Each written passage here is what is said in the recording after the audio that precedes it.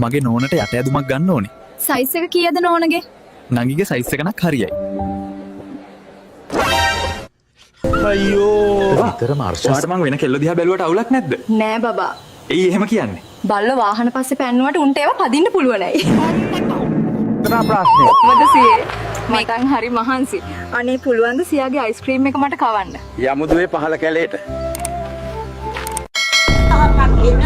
කවුරුත් අල්ලලා නැති කන්‍යා කියලා නේද කිව්වේ? හැමදේම සතුටින් කරලා ඉවර වුණාට පස්සේ දැන් මට දොස් කියන්නේ. මම කන්‍යා කියලා කිව්වේ මගේ ලග්නේනේ. සීයේ කොහෙද රිදෙන්නේ? මට පොඩ්ඩක් අල්ලලා බලන්න පුළුවන්ද බ? රන්දික තමයි දුවේ අල්ලලා බලන්න ලාලි සුදිවිල මට බඩු ගෙඩියක් හම්බ වුණානේ. බබා ඔයා මාසෙටම දවස් දෙකයිනේ ගෙදර ඉන්නේ. අනිත් දවස්වල බටු පිහිට තමා මට. A few moments later. ඔන්න මැනික මම නැති දවස් 28ටම හරියන්න බටු ගෙඩි 28ක්ම ගෙනාවා.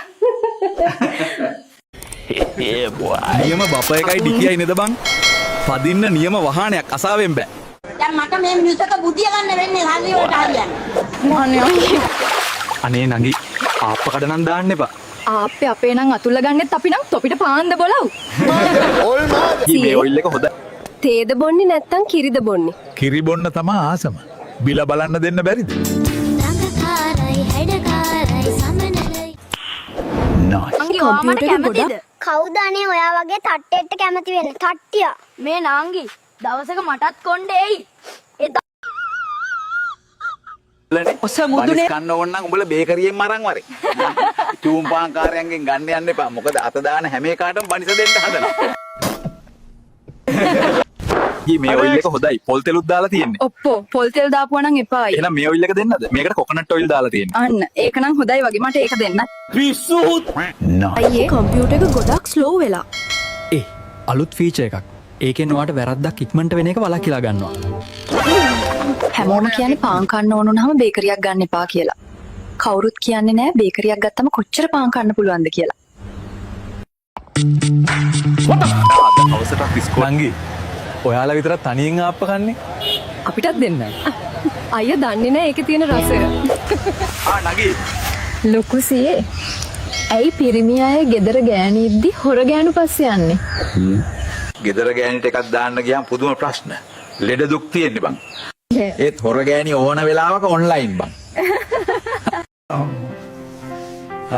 තදින් මිරිකන්න.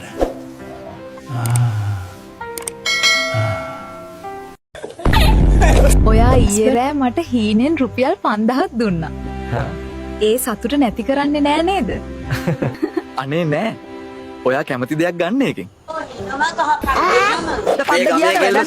වගාලින්නේ. පුබුදු තොට වගාලිදක නාගන්නවත් පණ තියෙනවද?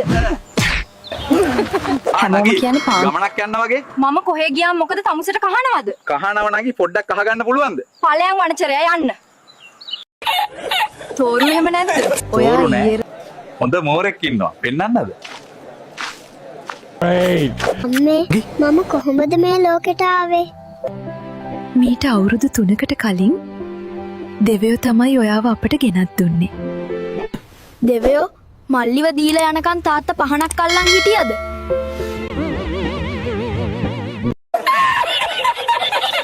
කොහොමද මේ භාණ්ඩයක්ගේ? අම්මෝ ඒකේ ලොකු. අක්කේ ඔයා කෙසෙල් වලට ආස නිසා කෙසෙල් කැනක්ම ගෙනාවා. තෑන්ක්ස් මල්ලි.